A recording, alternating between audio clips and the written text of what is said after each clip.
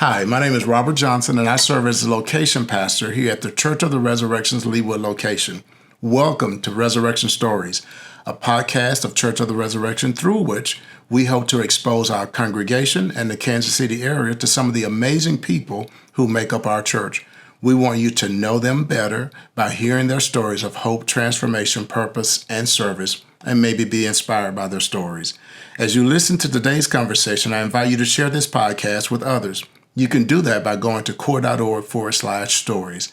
Now, let's welcome our guest for today's episode, who is Melanie Hill. She's Director of Operations and Community Life at our Resurrection West location. You're going to be so blessed by her testimony of coming to faith as a child, nurturing that faith, and committing to the work of the Lord at a very early age. You're also going to find out some stuff from her about how she cultivates joy in her life. Can't wait to get started. Listen in on Melanie's story. Let's go.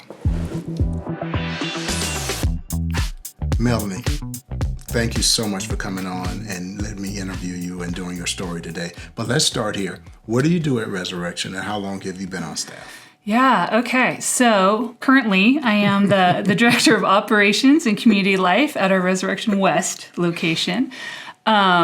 Let's see, here in about a month, I'll be 12 years on staff here at Resurrection. I've done lots of different jobs here.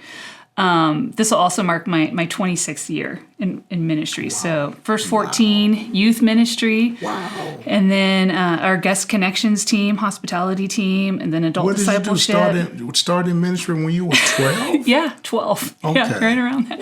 No, straight out of college. Okay. Straight out of college. Volunteered a lot in college and then felt a call to get into ministry full time and never really looked back. I've moved around lots of different places, but wow. Yeah, 12 years here now at Resurrection, and I've really enjoyed it. It's been really good. And what role are you in now? Say more about that. So the director of Ops and Community Life, my job is to help build community at our location. Through events, through ministries. I get the job of helping the rest of our team think through how their ministry impacts our location and the people who are there. So what I love about my job is I get to do a little bit of everything, which is awesome. Yeah. Wow. And I don't know this to be true, but just from I've met all the DOs, I know them, that your grasp of the role of the DO in terms of building community life, that you have a grasp on that, to me now, in a way that some of the others are still growing into. Were you the kind of shaper of that understanding of the role? I think that role has continued to be reshaped over and over again, depending on who's in it and what location we're at, and the partnership between our location pastor and the DO. And but for me, I think a lot of that comes from my past experience doing lots of different kinds of ministry. So working in adult discipleship, working with youth. And so for me, the part I love about my job is the collaboration. So the ability to work with our kids team and our students team and our care team and all of those groups to work together across to create something that's going to be really special at our location. I love that part of it. Yeah. And you're one of the most joyful staff people. Well, that's nice. Not that we have. I'm not saying that we have miserable people. Well, that's good. But people have different levels of happiness. But absolutely, your joy is always there, which is a really great sign, right?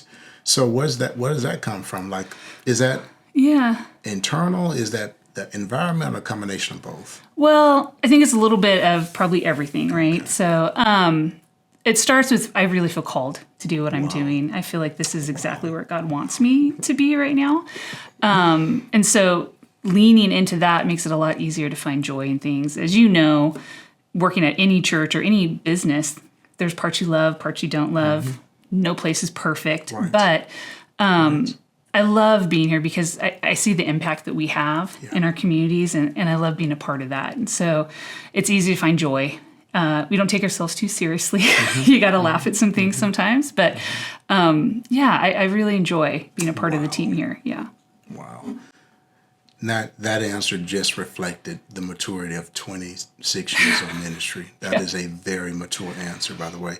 By the way, that is my wife and I, who just got to Resurrection, that's who we've been in ministry in local churches throughout the denomination 29 years now. I've been saying 28 and a half. Now it's 29 as of July 1st. And that's exactly what we say. No place is perfect. No? But because of the impact this church has and the people, that it's the best local church experience we've ever had. Yeah. I think we do a lot of good. We do. Here at Resurrection. Yeah. Every day, Melanie, like we may not, you and I may not actually do the work, be doing the work, but somewhere in the life of Resurrection, we're making a significant difference in regarding significant problems. We're touching on it in some kind of way. Yeah. And for me, that's kind of like, I'm like, okay, Lord, I want to serve you to the day I die. Yeah. But if at all possible, let me spend those years with people and at a place that's really digging into trying to solve problems. Yeah. Yeah. Well, and I've worked at different churches, small churches, big churches, different denominations than Methodist. I was raised non-denominational. So I've experienced... Here in Kansas City? No, in California, in San Diego. That's where I grew up. Are you kidding me? California transplant here in the Midwest, yes.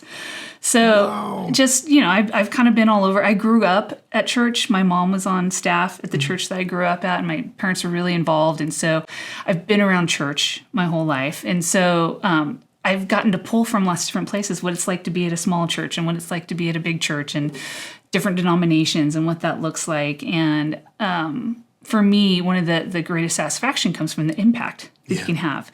What I love about Resurrection is I don't have to do it all on myself, but I get to have influence and I get to have impact. And there's no greater joy than working with a volunteer and finding the space where they're using their gifts, they're using their calling to impact the kingdom. That's exciting. Yeah. It's interesting as we've done these resurrection stories. Yeah. And we do them 3 to 4 at a time, and we call each 3 or 4 set a season. It's interesting how just kind of like without planning it, every season takes on a theme. There's like a theme that we'll see running through the stories. And so Allie Drummond, we're doing our story in this season. She's amazing, yeah. And I asked her about her. I think Allie is super courageous. Mm-hmm. And I asked her, where does that come from? And she mentioned that she says it's because she's doing what she believes she's supposed to do.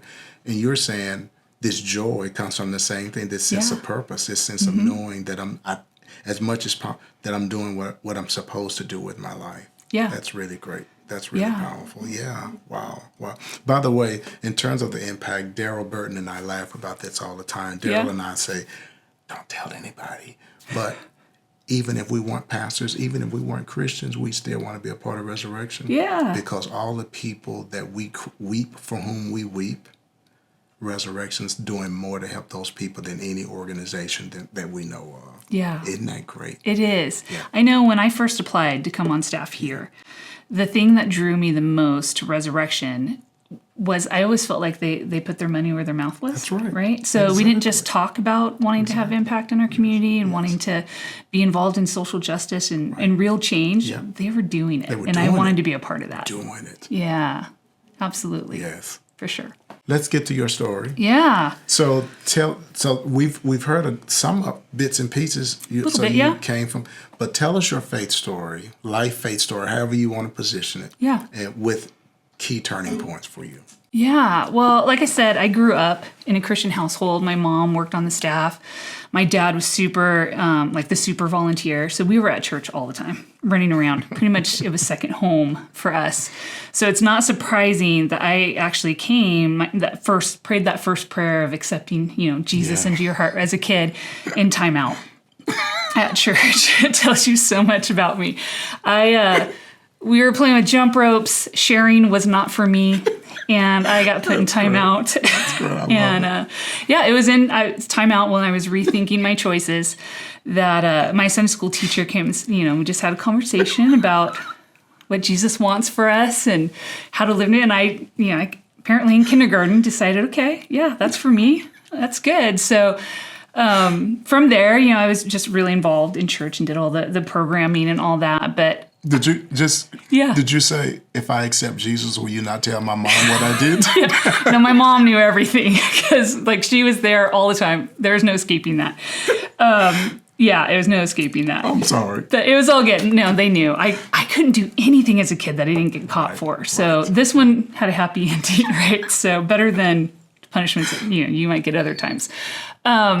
but it was really, for me, middle school was really a turning point in my faith for me. And middle school is hard for me. Middle school is hard for everybody. Yeah. But Yeah. when I was in middle school, I suffered some abuse. And it was during that time that I really started to question, like, well, God, if you love me, why would you let me go through something like this? Or where were you in all this? And it was in struggling and wrestling with those questions and doing that surrounded by people of faith who let me ask those questions and let me wrestle with them, who didn't give me pat answers, like, well, just Jesus loves you, you should have faith. That started to really develop my faith and made it my own faith, right? It was no longer just like, this is what I grew up with, so that's what we do. It was something that was mine now. And that was a turning point for me. That was 7th grade. The end of my 7th grade year, I said, I grew up at church, so I was kind of all over the place. But I remember our church had like missions month. And so they'd have different missionaries come in and speak. And one Sunday I was sitting in the balcony and there was a missionary, sharing their story. And I listened to all of that, and it came time to pray. And we were praying, and the missionary said, this is a time to really think through if God's put a call on your life. And he was talking about going into the mission field. But as I prayed, I remember feeling like God was saying, this is what I want you to do. I want to use you to do something. And as a 7th grader, my response to God was, God, if you can use me, I'm yours, as long as you don't send me to Africa, because there's snakes. It's a legitimate middle school response. But I said, outside of snakes, I'm yours. And wow. I remember thinking, I don't know what that means, but I'm committed to it. And so that really started me on a trajectory. 7th grade of trying to figure out what that means. So I mentioned, I grew up in a non-denominational church, and women were not in any kind of leadership position. It was more conservative. And so I didn't have a model of what that was supposed to look like. And so that, through middle school, high school, and then I found myself in college. And I was away at school. I went to college in Utah and was really on the outskirts of community as a non-Mormon in that place. And so I found a really vibrant faith community to be a part of and started volunteering with the youth ministry. And I really felt that God was using my gifts and my story to minister to these kids. And after I graduated, first thing I did was I did an internship. We have interns here at Resurrection too, and did that with our student ministries team. And I've just kind of really never looked back. That turned into full-time ministry, and I've been doing that now for 26 years. Met my husband doing that. It's the thing that first bonded us in our marriage was our love of doing ministry together. And so it's just really those have been growing points for me that I've really just felt a distinct call to what that would be. And I've changed, my different roles that I've, done within ministry, but I've always felt I've used my same gifts that God's given me. I've been developed as a person and as a leader, but continue to feel that same calling to be a part of this. And it's a privilege, I think, too. Absolutely. Yeah. So in your story, and I think this is very important. Yeah. And we kind of chuckled about it, but that prayer you prayed. Yeah. But that commitment that you made that day, you've held that. Oh, yeah. Yeah. So even though, of course, I did the same. I mean, I did that. I did it too whenever You were afraid of snakes too? Well, not so much afraid of snakes. When I get in trouble, I draw close to Jesus. So that's where I hear you. It's legitimate. It is. I thought that would soften whatever the repercussions of my behavior were. Yes. But there was also a side of that in my heart, I did feel like that. So I was being nurtured in the faith. And my point is that I think that your story helps us to understand the importance of nurturing children in our faith. Absolutely. So even though they may not fully understand or grasp the prayers they're praying or what they're saying to God, that in some way that we shouldn't discount that, because many of us hold on to that little moment for the rest of our lives. Yeah. Wow. Yeah. Wow. Well, I do think there's that place of, and it is a childlike faith, right? And that's right. And I think as I tell people I'm like, that was an appropriate response as a middle schooler. And I would say I'd gotten over the fear of snakes, but that wouldn't be true. But I have been to Africa. I hate snakes. We'll go again. Yeah. But recognizing that God was placing a call, and he was asking me, will you put your faith in me? Will you trust me with your future, with the gifts I've given you? And so even I think in middle school, being able to say, yeah, I'm going to do that. I don't know what that means right now. Yes.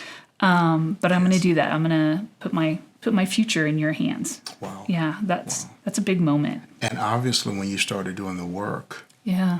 particularly when you were in college, it felt like you had put the right, in some sense, you were dressed in the right garb. It was you. Yeah. It felt right. Yeah, it did. And it really was, I said my first 14 years of ministry were working with students.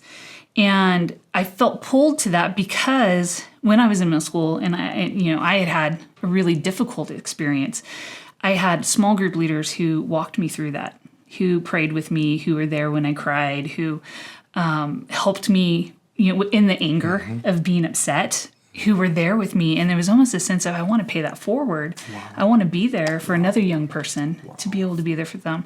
And I wish that I could say I never had to sit with a kid in my office as they shared a story of abuse, but too often. Yeah. But able to be there and empathize with them. And yes. Yeah, I think those roles are so important. So both, the kid who's in timeout in kindergarten, the small group leaders in student ministries.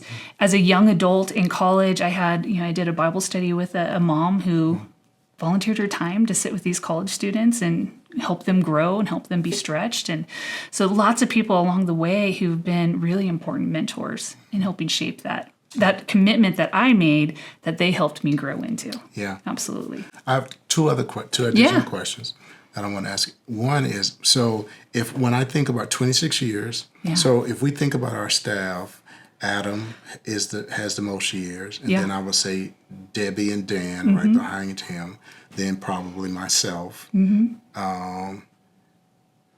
I'm just thinking, you may be the fourth or fifth in terms of number of years of experience. Yeah. So two things. And by the way, I think that's wonderful. And, I think you should be engaged in some work in terms of mentoring our younger staff, particularly those who are young adults, preparing them for the arduous, it's a great adventure. It's fun, it's fulfilling, but then the stresses of ministry and how you work through that over the seasons of one's life. How have you done that? So that ministry is fun and it's you feel a sense of purpose and impact, but there are moments when I felt burnt out, I felt unappreciated. There were times when I felt like useless. Times that I didn't feel very productive, which we know that's not right. Yeah. But how have you managed through those seasons? Yeah, I think I was really fortunate early on in one of the first roles I was in youth ministry professionally to have someone who took the time to sit down and mentor me, who recognized hey, you're a kid in your 20s. Let me help you with this.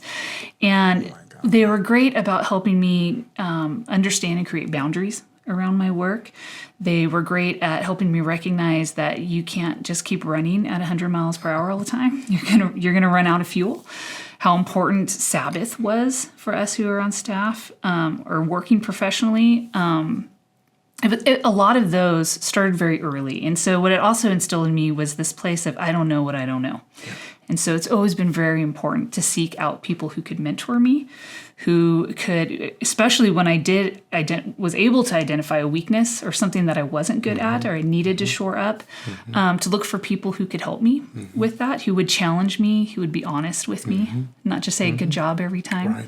Right. So throughout my years of ministry, I've always looked for those relationships. Sometimes they just naturally present themselves. Other times I've had to go and seek those out and find those.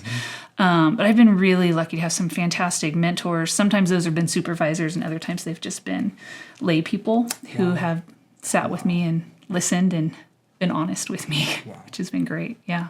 What an invaluable, powerful answer. Yeah. Well, you can't do it on your own. Ministry is inherently, it's an emotional piece of work.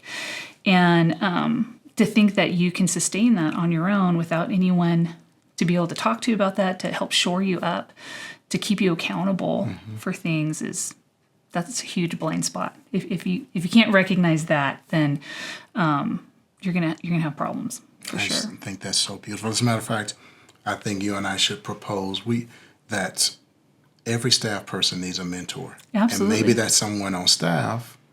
Yeah. And if it's not someone on staff, then we will make an effort to help you find someone, or maybe you find someone and just. Yeah. But that's so important. Yeah. I once heard, I don't remember who said it, but I heard someone once say that you can never get to the next phase of your life, whatever next is for you, that it's almost impossible to get there without a mentor. Oh, I agree. And Melanie, I found that to be true. I have too. And it's something that I've looked for, not just in my work professionally, but when my husband and I were getting ready to start a family, we looked around at the families who had teenagers who were like, man, they're doing something right. Yeah. Let's go learn from them. Yeah. So we've done that, as parents. We've done that in our marriage, looking for couples who are a little bit further down the road to help us. So it just makes sense that we would do that professionally as well, to sit with someone who would help us see the spots that are blind spots for us that we can't see. Yeah. Yeah, let's do that. Let's start something new. Let's do that. I I like love that's my 7. That's 7 to start new things, but that would be absolutely awesome. I will say that I think I already I've seen that in you, because I do know that there, in terms of location pastors and direct DOPS, that you have taken time to help people find their place, find their way forward. Yeah. You came over here and talked to me through just kind of what does the DO role do, and what to expect, and what kind of person should I? And so you're doing some of that, but I think we could be more intentional about it. I think we can too. But it's definitely one of the things you learn, right? When you've been gifted that gift, that blessing of someone taking the time to mentor you, you want to pay that forward too. That's right. So you want to reach back and help somebody else up. So if there's ever anything that I've learned that I can help somebody else with, let me help you with it, right? Absolutely. We don't all have to learn the hard way. That's right. For sure. That's right.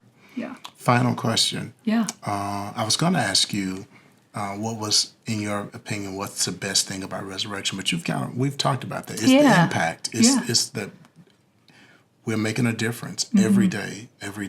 But if you were doing a workshop at Leadership Institute and you had a class of pastors and they asked Melanie, what's the distinguishing? You've been here. You've worked. How is resurrection really different? So we see the surface, but what's really happening maybe behind the curtain that really makes this place unique and special? Yeah. Well, there's a lot of things I could say, but if I had to pick one of the things I love so dearly about resurrection is its openness. Wow. And the fact that we really take to heart that everybody's welcome here. I love the diversity of staff, of people that I get to work with, but what I love more is that our doors are really open to everyone. And it's not just something we say. It's not of course we'll say that we're a church.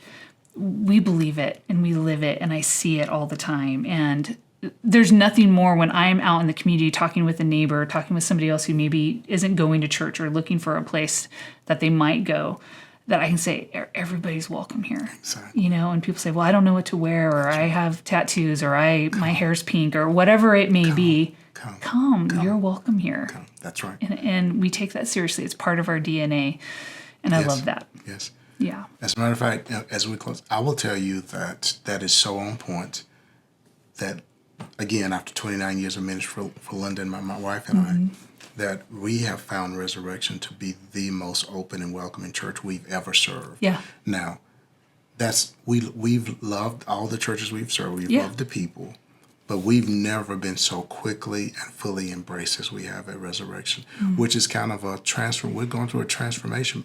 Just to be honest with you, because most of the churches where I've served, they had the same skin color. Resurrection is predominantly Anglo. And so to say that we've never felt more with my wife, she the 6, the Enneagram 6, that's right, says she's like, she loves it, and she's never felt more welcome. That says a lot about this church. It does. So that's something that is at the heart of who Resurrection is that we don't just say it, we really do mean it. That's right. Absolutely. That's right. That's right. Melanie, this has been awesome. Thank you so much. And we just pray for you that you continue to abound and flourish in ministry. Thank you for the amazing work you do.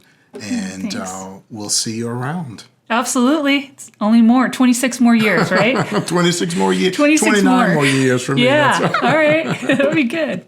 Thank you.